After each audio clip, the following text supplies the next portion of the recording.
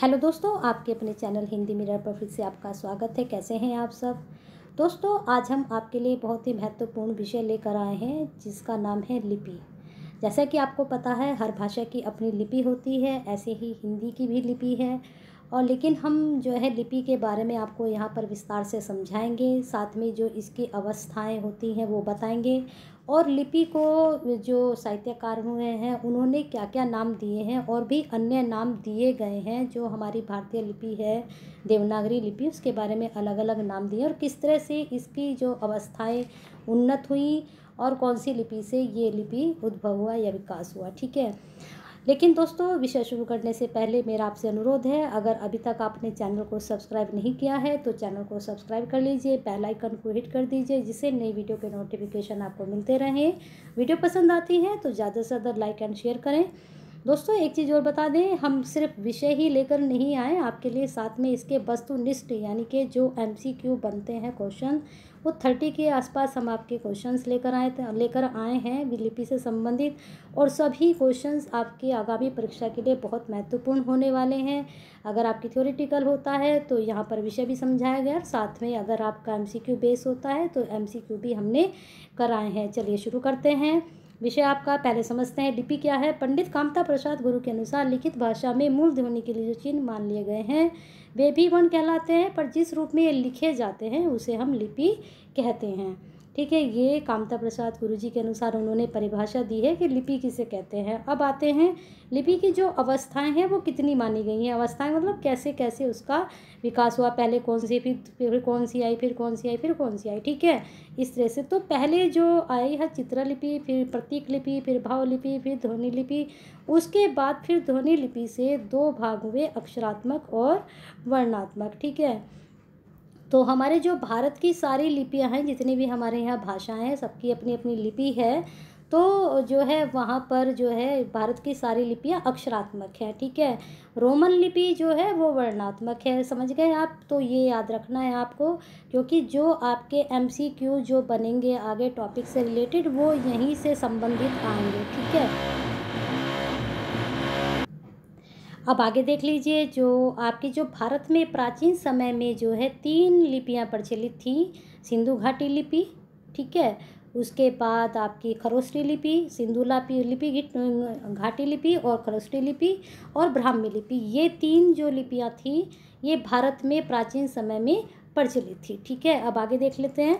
सिंधु घाटी लिपि जो थी प्राचीनतम जो नमूने सिंधु घाटी में मांटगोमरी जिले के जो हड़प्पा तथा सिंध के लरकाना जो जिला है, मोहनजोदड़ो में प्राप्त सीलों पर मिले हैं। तो यहाँ पर इसके बारे में बताया गया कि सिंधु घाटी और जो आपके ये सिंध लिपि जो है, यहाँ पर इसके मोहनजोदड़ो में जो सील प्राप्त हुई है वहाँ पर इसके जो हैं क्या मिले हैं, नमूने मिले हैं। चलिए आगे देखिए, इन पे ही प्रश्न बनेंगे, इनको ध्यान से आप समझना। डिरिंजर महोदय ने सिंधु घाटी लिपि को ट्रांजिशनल स्क्रिप्ट यानी कि भाव ध्वनि मूलक लिपि भी कहा है। ठीक है, चलिए आगे देखते हैं। अब देखते हैं देवनागरी लिपि के बारे में। अभी लिपि हमने समझा कि किस तरह से बनी है, किस तरह से इनका विकास और कौन कौन सी लिपि हैं। अब समझेंगे हम देवनागरी लिपि। ब्राह्मी की जो उत्तरी शैली में चौथी या 5वीं सदी में गुप्त लिपि था। गुप्त लिपि से 6ठी सदी में कुटीर लिपि विकसित हुई। इसी कुटीर लिपि में 9वीं सदी के लगभग नागरी के प्राचीन रूप का विकास हुआ, जिसे प्राचीन नागरी कहा गया है। नागरी शब्द वहाँ से लिया गया है। ठीक है, अब है देवनागरी लिपि के नाम के विषय में अनेक मत हैं जो इस प्रकार से हैं। प्रसिद्ध बौद्ध ग्रंथ ललित विस्तार में वर्णित नागरी लिपि में नागरी नामकरण हुआ। इस तरह के क्वेश्चंस बनेंगे, ध्यान से इस टॉपिक को समझते रहिए। MCQ बनेंगे, आपको करने आसान रहेंगे। तो नगरों में प्रचलित होने से देवनागरी नाम पड़ा। मैंने आपको बताया था कि किसने इसको नाम क्या क्या नाम पड़े हैं और किस किस ने क्या क्या नाम दिया, इस बारे में भी आपको जानकारी देंगे। पाटलिपुत्र को नागर और चंद्रगुप्त को देव कहने के कारण देवनागरी नामकरण किया गया। चलिए अब आगे देख लीजिए। तो ये मैंने आपको थोड़ा विस्तार से इसको समझा दिया है, क्योंकि यहीं से मैंने क्वेश्चंस भी आपके MCQ बनाए हैं, तो आपका टॉपिक थोड़ा बहुत ये क्लियर हो गया होगा। ठीक है, एक जानकारी और बता देती हूँ आपको, आप इसको नोट करना चाहें तो कर सकते हैं।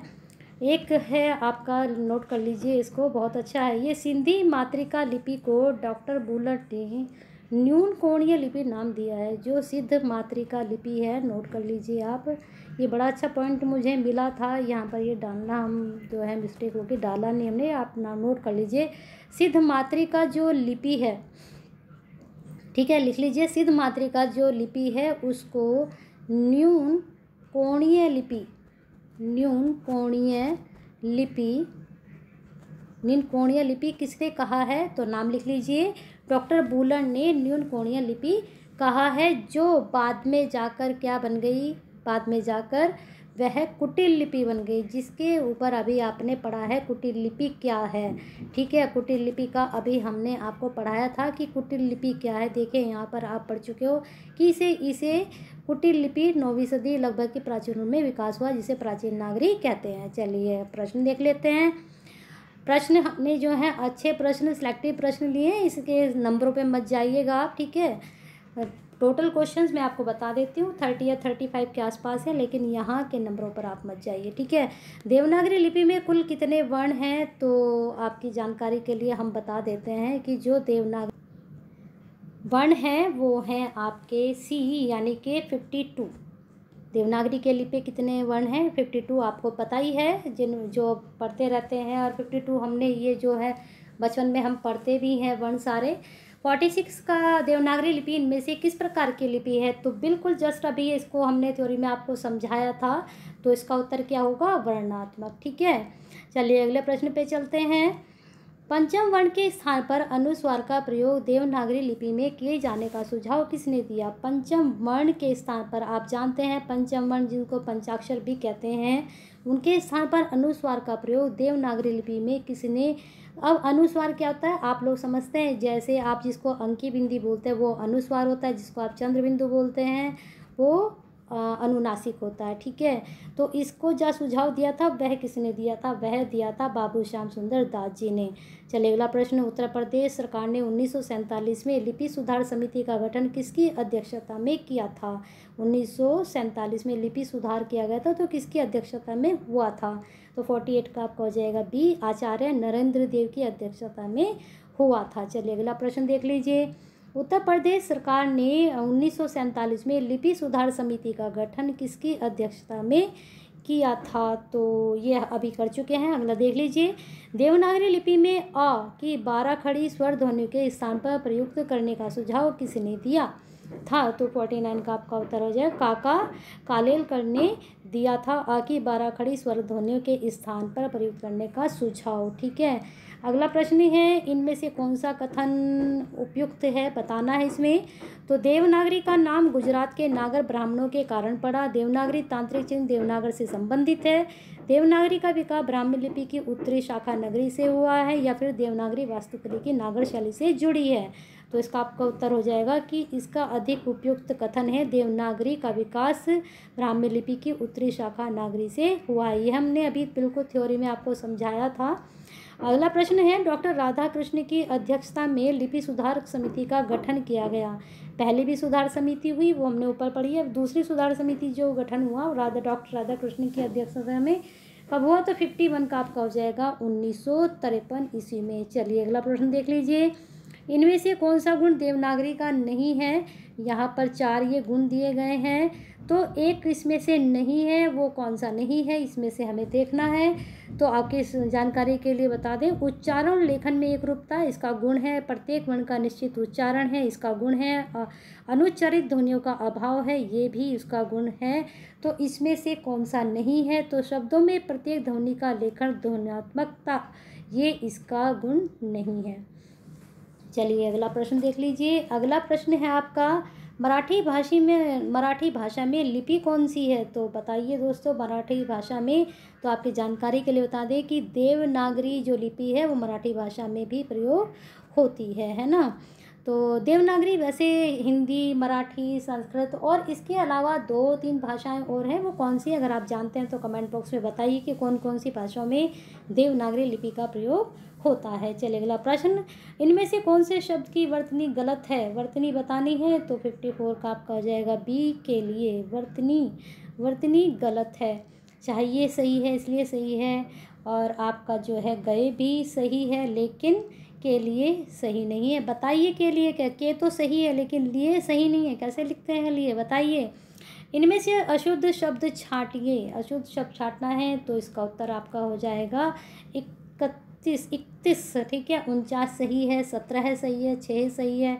लेकिन ये कैसे लिखते हैं, अगर आपको पता है तो बताइए कमेंट बॉक्स में। अगला प्रश्न है, सरकारी कामकाज की वह भाषा जिसे संविधान ने सरकारी कामकाज के लिए स्वीकृत किया है क्या कहलाती है। ये तो मोस्टली सभी बच्चों को पता है कि जो हमारी सरकारी कामकाज की भाषा है उसको क्या कहा गया है, राष्ट्रभाषा, संपर्क भाषा, राज्य भाषा या फिर राजभाषा। अब देखें यहाँ पर क्वेश्चन क्या बनता है, राजभाषा आंसर बनेगा इसका। जो सरकारी कामकाज की भाषा है और उसे संविधान में सरकारी कामकाज के लिए स्वीकृत किया गया है तो वह राजभाषा कहलाती है। अगला प्रश्न, किसी देश के बहुसंख्यक लोगों की भाषा क्या कहलाती है, जहाँ पर जो ज़्यादा लोग बोलते हैं वह भाषा क्या कहलाती है। तो 57 का आपका उत्तर हो जाएगा राष्ट्रभाषा, ठीक है। संविधान में किस धारा के अंतर्गत हिंदी को राजभाषा घोषित किया गया, तो अभी आपको बताया था कि राजभाषा क्या होती है, तो लेकिन हमारे संविधान में हिंदी को कब घोषित किया गया ये बताना है। तो 58 का आपका हो जाएगा ए 351 वन में, यानी कि 351, इसको काव्य बोलते हैं। 50, 52, 49 नहीं बल्कि 351। हिंदी दिवस कब मनाया जाता है, ये तो हम हर साल मनाते हैं तो सभी को पता है। 30 सितंबर, 14 दिसंबर, 30 सितंबर या फिर 14 सितंबर। तो बताइए कौन सा होगा, सभी को पता है। बहुत आसान प्रश्न, आसानी से उत्तर दे दिया गया इसका। अगला प्रश्न है, खड़ी बोली का विकास किस भाषा से हुआ है, तो आपका इस प्रश्न का उत्तर हो जाएगा अपभ्रंश से। जो खड़ी बोली है उसका विकास किस भाषा से हुआ है। तो अब आगे के प्रश्न देख लीजिए, ठीक है। अशोक ने किस लिपि का प्रयोग राष्ट्रीय लिपि का रूप में किया। जो अशोक थे उन्होंने किस लिपि का प्रयोग राष्ट्रीय लिपि के रूप में किया था, तो आपका पहला हो जाएगा ब्राह्मी, खरोष्टी, ग्रीक या फिर अरमाइक। तो इसका उत्तर हो जाएगा ब्राह्मी लिपि का रूप में किया था। अगला प्रश्न है आपका, किस काल की लिपि का चित्राक्षर लिपि कहा जाता है। किस काल की लिपि को, तो दूसरे का आपका उत्तर सिंधु, मौर्य काल, वैदिक, गुप्त। बताइए कौन से काल की चित्राक्षर लिपि कहा जाता है, तो आपकी जानकारी के लिए बता दिए सिंधी काल की लिपि थी उसे चित्राक्षर लिपि कहा जाता है। अगला प्रश्न है, किस लिपि की जो सभी लिपियों का जन्मदाता कहा जाता है। किस लिपि को, किस लिपि के द्वारा सभी लिपि की जन्म हुआ है, तो तीसरे का आपका उत्तर हो जाएगा ब्राह्मी लिपि। ब्राह्मी लिपि के द्वारा सबका जन्म हुआ इसलिए उसे लिपियों का जन्मदाता भी कहा जाता है। ज़्यादा लिपियाँ उसका खरोष्टी, मोड़ी, नागरी, ठीक है। ब्राह्मी लिपि से ज़्यादा हुआ इसलिए जन्मदाता भी कहा जाता है इनको। चलिए आगे चलते हैं। ब्राह्मी लिपि लिखी जाती है बाईं से दाईं ओर, दाईं से बाईं ओर, उपरोक्त दोनों या फिर इनमें से कोई नहीं। फोर्थ का आपका उत्तर बता देते हैं हम, जो आपका उत्तर होगा इसमें, तो आपका इसका उत्तर हो जाएगा ए, बाईं से दाईं ओर यह लिखी जाती है। चलिए अगला प्रश्न, अशोक का जो मानसेरा तथा शाहबाज गणी अभिलेख है वो किस लिपि में लिखा गया है। जो अशोक राजा हुए हमारे यहाँ, मानसेरा तथा शाहबाज गणी अभिलेख है उनका, वो किस लिपि में है, तो पाँचवें का आपका उत्तर हो जाएगा जो है पाँचवें का उत्तर, एक मिनट देखते हैं इसको। पाँचवें का, तो पाँचवें का आपका उत्तर हो जाएगा, बताइए, खरोष्टी लिपि, ठीक है। चलिए अगला प्रश्न पे चलते हैं। आधुनिक देवनागरी लिपि का प्राचीन रूप है। आधुनिक जो देवनागरी लिपि है उसका प्राचीन रूप क्या रहा है इसमें बताना है, तो इसका प्राचीन जो रूप रहा है ब्राह्मी लिपि रहा है। चलिए अगला प्रश्न देख लीजिए, अशोक का कौन सा अभिलेख दो लिपियों ग्रीक और अरमाइक में प्राप्त हुआ है। एक अभिलेख उनका ऐसा है जो दोनों लिपियों में लिखा हुआ है, तो कौन सा है, सातवें का आपका उत्तर हो जाएगा शरा ए कुना, ठीक है। शार ए कुना का जो अभिलेख है वो दोनों लिपि में, ग्रीक और अरमाइक, ठीक है। अगला प्रश्न देख लीजिए, भारत की प्राचीन लिपि है, सर्वाधिक प्राचीन लिपि कौन सी है, तो आठवें का आपका वही उत्तर, ब्राह्मी लिपि सबसे प्राचीन लिपि है इसलिए इसको जन्मदाता भी कहा जाता है ना। जो सबसे पहला है वही, अब जैसे संस्कृत सबसे पहले आई थी तो उसको भी सबकी भाषाओं की आदि जननी कहा जाता है, तो ऐसे ही ब्राह्मी लिपि को भी, ठीक है। अगला प्रश्न देख लीजिए, खरोष्टी लिपि लिखी जाती है, तो पहले हमने जाना ब्राह्मी लिपि के बारे में, अब खरोष्टी लिपि कैसे लिखी जाती है इसके बारे में जानना है, तो नो का आपका हो जाएगा दाएं से बाईं ओर, ठीक है। वो कहाँ से, बाईं से दाईं ओर, ठीक है। अगला प्रश्न है, पंजाबी भाषा किस लिपि में लिखी जाती है, तो मुझे लगता है सभी पंजाबी लोग तो जानते ही होंगे किस लिपि में लिखी जाती है, लेकिन जो नहीं जानते हैं, देवनागरी, गुरुमुखी, इंडो ईरानी, हिंदी, बताइए, तो आपकी जानकारी के लिए बता देते हैं गुरुमुखी। चलिए अगला प्रश्न, प्राचीन भारतीय लिपियों का उल्लेख करने वाला बौद्ध ग्रंथ है। बहुत अच्छा प्रश्न है, इसको नोट डाउन जरूर करें। तो प्राचीन भारतीय लिपियों का जो उल्लेख करता है बौद्ध ग्रंथ वह है ललित विस्तार। यहाँ पर ये ठीक है, विस्तार होगा ये ललित विस्तार। चलिए अगले प्रश्न पे चलते हैं। ब्राह्मी लिपि को किसने डिसाइफर किया था? तो ब्राह्मी लिपि को किसने डिसाइफर किया था इसके बारे में बताना है, यानी कि उसके बारे को पढ़ा था या लिखा था, उसको पढ़ा था उन्होंने सबसे पहले। तो कौन थे वो? तो बाराक। आपका ये मुझे लगता है ये क्वेश्चंस मोस्टली आता ही है एग्ज़ाम में, तो इसका उत्तर सभी को पता ही होगा। तो प्रिंसेप जो थे उन्होंने डिसाइफर किया था। चलिए अगला प्रश्न, देवनागरी में मुद्रित से सबसे पहली पुस्तक निम्नलिखित में से कौन सी है? यानी कि देवनागरी में जो मुद्रित हुई पहली पुस्तक वो कौन सी थी? भगवद गीता, सप्तोपनिषद, अष्टाध्यायी या चाइना इलेक्ट्रेटा? तो 13 का आपका उत्तर हो जाएगा डी, चाइना इलेक्ट्रेटा। ठीक है, अगला प्रश्न, बिहार में देवनागरी लिपि प्रचलित करने का श्रेय निम्नलिखित में किसको है? बिहार में ठीक है देवनागरी लिपि का प्रचलन करने का श्रेय किसको प्राप्त है? किसने ज़्यादा वहाँ पर बढ़ोतरी इसको बढ़ाया? तो आपकी जानकारी के लिए बता दें भूदेव मुखोपाध्याय ने इसको वहाँ पर क्या कहना चाहिए, प्रचलन किया, प्रचलित किया, इनको श्रेय जाता है। अगला प्रश्न है, देवनागरी ने विराम चिन्ह किससे ग्रहण किया? तो किससे ग्रहण किया है? रोमन से, ब्राह्मी से, सैंधव से या फिर क्रोस्टी से?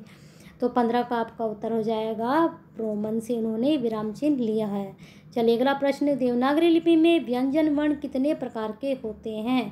तो आपकी जानकारी के लिए बता दें, आपको हमने बताया था वर्ण कितने होते हैं, अब प्रश्न बना है व्यंजन वर्ण कितने प्रकार के होते हैं। तो आपकी जानकारी के लिए बता दें कि 2 प्रकार के होते हैं। अब आपको पता है व्यंजन वर्ण, ये पहला ही भाषा में हम लोगों ने जब व्याकरण पढ़ी है तो वहाँ हमने ये पढ़ा है कि स्वर कितने होते हैं, वर्ण कितने, व्यंजन वर्ण कैसे कितने होते हैं, और उनके प्रकार भी हमने पढ़े हैं। अगर आपने पढ़े हैं और आप जानते हैं तो बताइए कमेंट बॉक्स में इसका उत्तर। इस प्रकार से आपकी ये वीडियो यहीं पर प्रश्न आपके ख़त्म होते हैं वीडियो के। अगर आपको वीडियो पसंद आई है तो ज़्यादा से ज़्यादा लाइक एंड शेयर करें, जिससे ये देवनागरी लिपि के क्वेश्चंस बहुत ही सिलेक्टेड मैंने प्रश्न लिए थे सभी तक ये आपके द्वारा पहुंच सकें।